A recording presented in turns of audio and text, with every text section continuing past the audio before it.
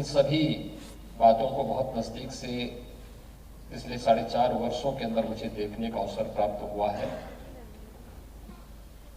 और कहा जा सकता है कि बेसिक शिक्षा परिषद में या प्रदेश के अंदर अनेक विभागों में जो परिवर्तन हुए हैं वह परिवर्तन लोगों की धारणा को, प्रदेश के बारे में जो लोगों की धारणाएं थी, देश और दुनिया की धारणाएं थी, उसको बदलने में हमें काफी हद तक मदद मिली है। एक व्यक्ति नहीं, एक सामूहिक प्रयास का यह प्रयास है। जब सभी लोग अपनी अपनी जिम्मेदारियों को समझते हैं तब सरकार को सफलता प्राप्त होती है। और बेसिक शिक्षा परिषद में आपके सहयोग के बगैर परिवर्तन हो पाना अत्यंत दुर्लभ होता है। आज आप यहाँ पर आए हैं, बहुत सारे लोगों को हम यहाँ पर बुला नहीं पाए, वे लोग अपने अपने जनपदों में उपस्थित होंगे। मैं उन सब का हृदय से अभिनंदन करता हूँ।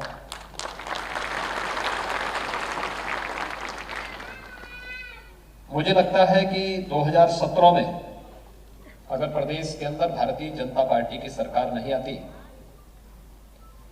तो बहुत सारे स्कूल बंद हो गए होते, और स्कूल अगर बंद हो गए होते तो मुझे लगता है कि स्कूल के बंद होने के साथ आप में से बहुत सारे लोगों की सेवाएं स्वतः ही समाप्त हो गई होती। याद करिए, जब मैं प्रदेश के अंदर अलग अलग स्कूलों में गया था तो तेजी के साथ छात्रों की संख्या घट रही थी।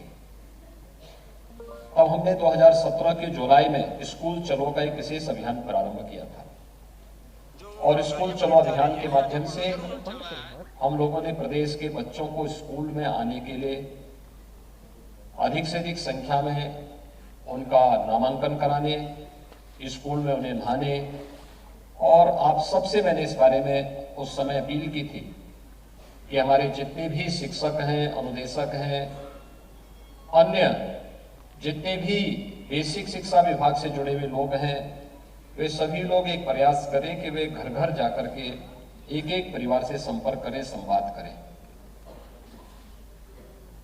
परिणाम सार्थक रहा।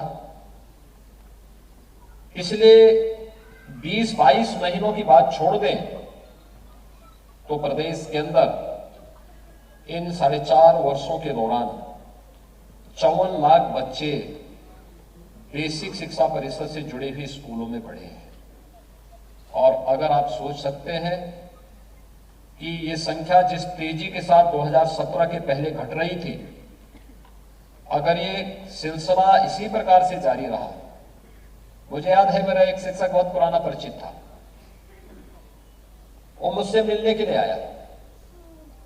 तो मैंने उनसे पूछा, मैंने कहा कैसे आना हुआ? उसने कहा कि मैं इसलिए आपसे मिलने के लिए आया हूं कि हमारे स्कूल में केवल 3 बच्चे बचे हैं और अगले वर्ष उनमें से एक बच्चा 5वीं पास करके चला जाएगा, 2 बच्चे बच जाएंगे, वे भी पता नहीं भेजते कि नहीं भेजते हैं, इसलिए मेरा कहीं दूसरी जगह ट्रांसफर हो जाता है।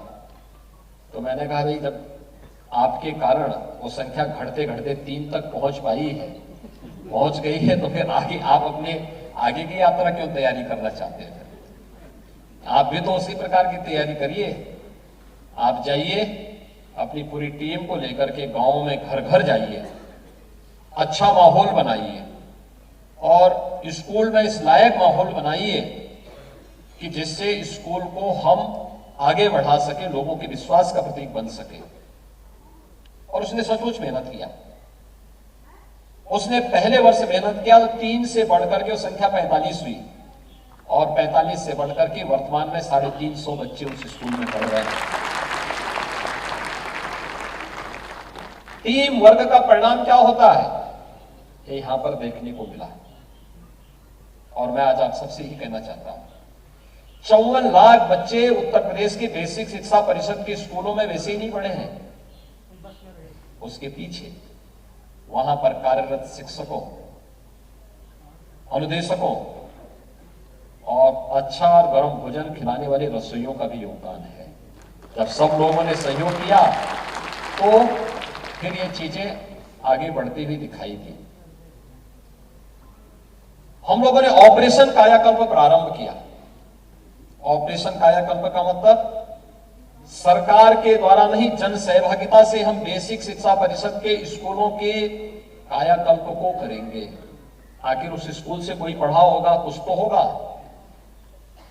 कोई सांसद होगा, कोई मंत्री होगा, कोई विधायक होगा, कोई अधिकारी होगा, कोई शिक्षक होगा, कोई ग्राम प्रधान होगा, कोई क्षेत्र पंचायत समिति का सदस्य होगा, कोई जिला पंचायत का सदस्य होगा। ये जितने भी लोग आए हैं आखिर किसी स्कूल से तो आए होंगे। इनकी संख्या तैयार करना, इनको इनके विद्यालय के साथ जोड़ना और पुरातन छात्र परिषद के गठन की कार्रवाई को आगे बढ़ाने की कार्रवाई को तेजी के साथ आगे बढ़ाना, ये दोनों के लिए यादगार होता है, विद्यालय के लिए भी और उस छात्र के, उस पूर्व छात्र के लिए भी। इसके माध्यम से पहला प्रयास हमने किया। फिर बेसिक शिक्षा परिषद से कहा गया कि हर एक शिक्षक इस बात को नोट करेगा, हर एक बेसिक शिक्षा परिषद का अधिकारी एक एक विद्यालय गोद लेगा, हर प्रशासनिक अधिकारी को, हर पुलिस अधिकारी को, हर जनप्रतिनिधि को। और आज आपके 1,56,000 जो विद्यालय हैं प्रदेश के अंदर, इनमें से 1,30,000 विद्यालयों का ऑपरेशन कायाकल्प के अंतर्गत अच्छी फ्लोरिंग हो गई, अच्छा रंग रोगन हो गया। जो पहले पेड़ सड़कों पे नहीं बल्कि यानी जंगल में नहीं बल्कि बेसिक शिक्षा विद्यालय में जो पेड़ उगे रहते थे, आज वहां से पेड़ हट गए हैं, विद्यालय साफ सुथरा दिखता है। वहां पर बालक बालिकाओं के लिए अलग अलग टॉयलेट हो गए, पेयजल की सुविधा अलग अलग हो गई। ये सभी सुविधाएं नहीं, ऑपरेशन कायाकल्प उत्तर प्रदेश का एक बेहतरीन प्रयोग रहा। इसने भी उन छात्रों की संख्या को बढ़ाने का काम किया। तीसरा, हर बच्चे को, मुझे याद है 2017 में जब मैं प्रदेश के अंदर अलग अलग जनपदों के दौरे पे गया था, 75% बालिकाएं और लगभग 40% बालक ऐसे थे जो नंगे पैर स्कूल जाते थे। उनकी यूनिफॉर्म सही नहीं थी, वे जाते थे, कितनी भद्दी यूनिफॉर्म उनके पास रहती थी, कैसी स्थिति रहती थी। हम लोगों ने आने के बाद 2 यूनिफॉर्म किया, हर बालक और बालिका के लिए अच्छी 2 यूनिफॉर्म, बैग दिया, बुक्स दिया, जूते मोजे दिए और सर्दियों के लिए स्वेटर भी दिया। प्रदेश के अंदर वर्तमान में 1,82,00,000 बच्चों को हम ये सुविधा उपलब्ध करवा रहे हैं। और अब तो इस वर्ष से पिछले 2 वर्ष के अंदर हम लोग देख रहे थे कोरोना महामारी है, तो कोरोना महामारी में जब देखा गया कि समस्या हो रही है, तो हम लोगों ने 1100 रुपए का इस पूरा पैकेज पड़ता था, 1100 रुपए सीधे अभिभावक के खाते में देने की कार्रवाई को आगे बढ़ाया। आज ये पैसा सीधे उनके खाते में जा रहा है। अब जो आरोप प्रत्यारोप लगते थे, कभी शिक्षकों पर, कभी बेसिक शिक्षा परिषद के अध्यापकों पर, कभी किसी अन्य पर, आज जो आरोप प्रत्यारोप बंद, पैसा सीधे उनके खाते में जाएगा। इस दौरान शिक्षकों की नियुक्ति की प्रक्रिया को भी आगे बढ़ाया गया। बहुत सारे अनुतोषक ऐसे हैं जिनकी बेसिक शिक्षा परिषद के शिक्षक के रूप में उनकी तैनाती हुई। बहुत सारे लोग ऐसे थे, रसोईया ऐसे थे जिनको जबरन ग्राम प्रधान या किसी अन्य के द्वारा निकाला जाता था, उस पर रोक लगाई गई, उनको एक सुरक्षा कवच दिया गया। कोरोना कालखंड में हर एक व्यक्ति को प्रदेश के अंदर सुरक्षा की गारंटी दी गई, जीवन और जीविका दोनों को बचाने की कार्रवाई हुई। और प्रदेश के अंदर 1,26,000 से अधिक तो बेसिक शिक्षा परिषद में हम लोगों ने शिक्षक ही तैनात कराए, यानी उनकी नियुक्ति कराई। बेसिक शिक्षा अधिकारियों की नियुक्ति हुई। अन्य स्तर पर भी विभाग के अलग स्तर पर नियुक्तियां की गई। ये सभी सफलतापूर्वक कार्य संपन्न हो गए। और सफलतापूर्वक कार्य संपन्न होने के बाद आज बेसिक शिक्षा परिषद ने भी कुछ नए प्रयोग प्रारंभ किए। तकनीक का उपयोग करते हुए कैसे हम बेसिक शिक्षा परिषद के स्कूलों को और बेहतर कर सकते हैं, इस दिशा में कार्य प्रारंभ हुआ है। आज उसका बहुत अच्छे परिणाम सामने आ रहे हैं। और इसीलिए जब हम लोग आज यहां पर बैठे हुए हैं, याद करिए,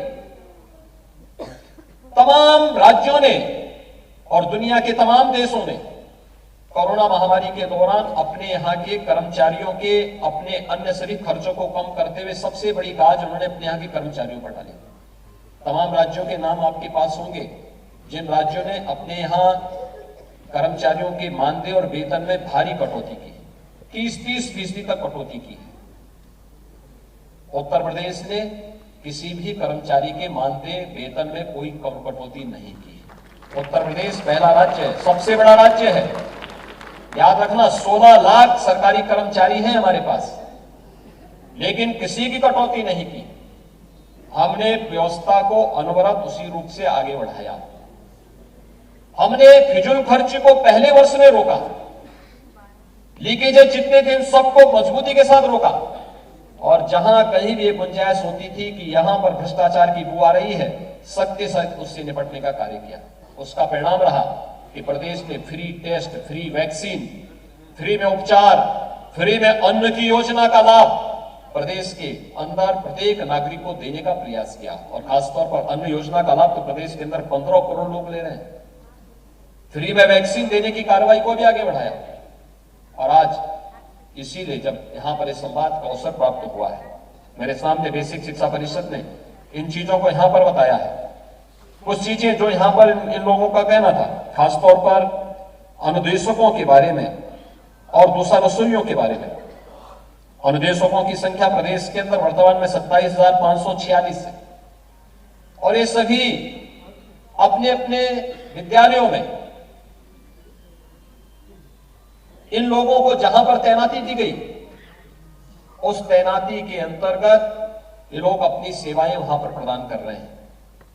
रसोईया पूरे प्रदेश के अंदर 3,78,000 की संख्या में विद्यालयों में बच्चों को मध्याह्न भोजन उपलब्ध कराने में अपना योगदान दे रहे हैं। और वहां पर लेकिन तकलीफें दोनों की थी। एक तरफ अनुदेशक अपनी बात को लेकर के कहते, एक तरफ रसोईया अपनी बात को लेकर अपनी बात कहते हैं, दूसरी तरफ सरकार की अपनी मजबूरियां भी होती हैं।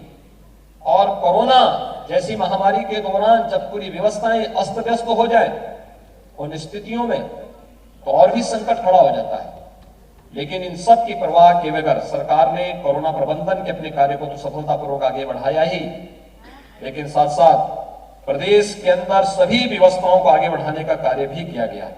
और आज इस अवसर पर जब रसोइयों से जुड़े हुए इस कार्यक्रम को और अनुदेशकों से जुड़े हुए इस कार्यक्रम के साथ हम जुड़ रहे हैं, मैं आज के इस अवसर पर आप सबसे इसी बात को कहना चाहता हूं। जो मांग यहां पर की गई थी, रसोइयों के मानदेय को 1,000 से 1,500 रुपए करने का कार्य भी हमारी सरकार ने 2019 में किया, 18 में किया, और 19 से इसको लागू भी कर दिया गया।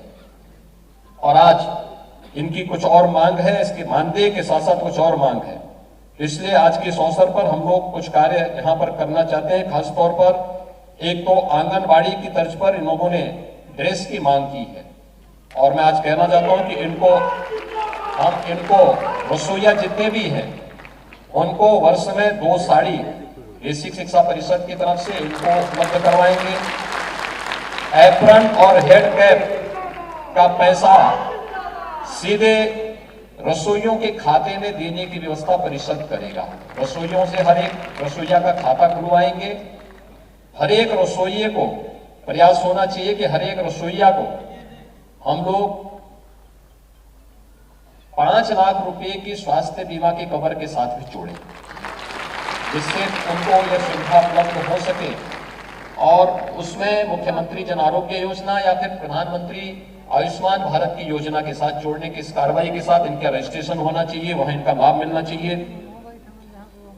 नवीनीकरण के समय स्कूल में पाले के पढ़ने की बाध्यता के बारे में अक्सर होता था, और दूसरा मनमानापन निकालने की व्यवस्था। गंभीर शिकायत है तो वहां पर एक टीम बना करके उसकी जांच होनी चाहिए, जांच के बाद आप अनुशासनात्मक कार्रवाई करें, लेकिन मनमानेपन तरीके से नहीं होना चाहिए, अन्यायपूर्ण तरीके से नहीं होना चाहिए। और इसलिए इसके बारे में विभाग एक बार व्यवस्था कर ले कि विद्यालय में इन चीजों की बाध्यता, भाई कोई गरीब महिला किसी विद्यालय में अगर रसोई बनाने का काम कर रही है, उसकी मजबूरी है, उसके घर की व्यवस्था उसी से संचालित भी होती है, इसलिए मनमानापन हटाने की व्यवस्था बंद होनी चाहिए। पाले की बाध्यता की व्यवस्था के बारे में भी विचार करते हुए किया जाना चाहिए कि यह व्यवस्था न हो। अगर कोई अच्छा कार्य कर रहा है तो वह बच्चों के साथ उसका एक आत्मीय संवाद होता है। उस आत्मीय संवाद को बनाए रखने के लिए उसकी सेवा को हम लोग आगे बढ़ाने की कार्रवाई करें, इन 2 प्रकार की बाध्यताओं को समाप्त करें और प्रतिमाह 500 रुपए अतिरिक्त मानदेय इनको बढ़ाने की कार्रवाई आज यहां पर की जा रही है। मैं इस अवसर पर सभी रसोइयों को इस सुविधा के लिए हृदय से बधाई देता हूं, आप सबको अपनी शुभकामनाएं देता हूं। यहां पर हमारे पास अंशकालिक अनुदेशक है। अनुदेशकों को अब तक हम लोग 7,000 रुपए प्रति माह यहां पर देते रहे हैं। आप सब जानते हैं कि जब आपकी तैनाती की कार्रवाई हुई थी 2009 में और उसके आरटीई के अंतर्गत जब ये कार्रवाई आगे बढ़ी थी, 2013 के बाद से कार्रवाई निरंतर आगे बढ़ती गई, लेकिन बाद में आरटीई के अंतर्गत पहले भारत सरकार ने ही इस पर प्रदेश सरकार के साथ कहा था कि इन चीजों को हम आगे बढ़ाएंगे। वह व्यवस्था वहां पर एक प्रकार से खंडित सी हो गई। राज्य सरकार को सारी व्यवस्था का भार स्वयं उठाना पड़ रहा है और उन स्थितियों में भी राज्य सरकार किसी भी अनुदेशक की सेवाएं समाप्त नहीं किया, बल्कि उनकी सेवाओं को यहां पर प्रदेश के अंदर बनाए रखते हुए अभी भी उन लोगों को, यानी हमारे पास लगभग 1.25 लाख नए शिक्षकों की तैनाती होने के बाद भी उनकी सेवाओं को आगे निरंतरता बनाए रखने की कार्रवाई सरकार कर रही है और हमारी मंशा भी है कि हम उनकी सेवाओं को लेकर के एक सुविचारित मत लेकर के हम आगे बढ़े, जिससे उनकी सेवाओं में किसी भी प्रकार का कोई अंतर ना आने पाए। और आज के इस अवसर पर जब यहाँ पर काफी बड़ी संख्या में यहाँ पर अनुदेशक हैं और प्रदेश के अलग अलग जनपदों में भी अनुदेशक वहां पर इकट्ठे हुए हैं, मैं इस अवसर पर जो यहाँ पर मेरे पास प्रस्ताव आया था उस प्रस्ताव में कुछ और बढ़ोतरी करते हुए हर अंशकालिक अनुदेशक को जो निर्धारित मानदेय है इसमें प्रतिमाह हम लोग 2,000 रुपए अतिरिक्त वृद्धि उन लोगों के लिए कर रहे हैं, जिससे उनके मानदेय को हम एक सम्मानजनक स्थिति में आगे बढ़ाने का कार्य कर पाएंगे। इसके साथ ही अनुदेशकों के साथ बैठ करके विभाग इस बारे में एक सुनिश्चित करें कि आने वाले समय में उनकी सेवाओं को कैसे हम अच्छे ढंग से आगे बढ़ा सकें, जिससे उनके पास एक जॉब की गारंटी हो सके। आप इस बात को देख सकते हैं कि बहुत सारी जगह जहां पर सरकार ने, तमाम राज्य सरकारों ने मानदेय में कटौती की है, वहीं राज्य सरकार इस मानदेय में बढ़ोतरी का कार्य कर रही है।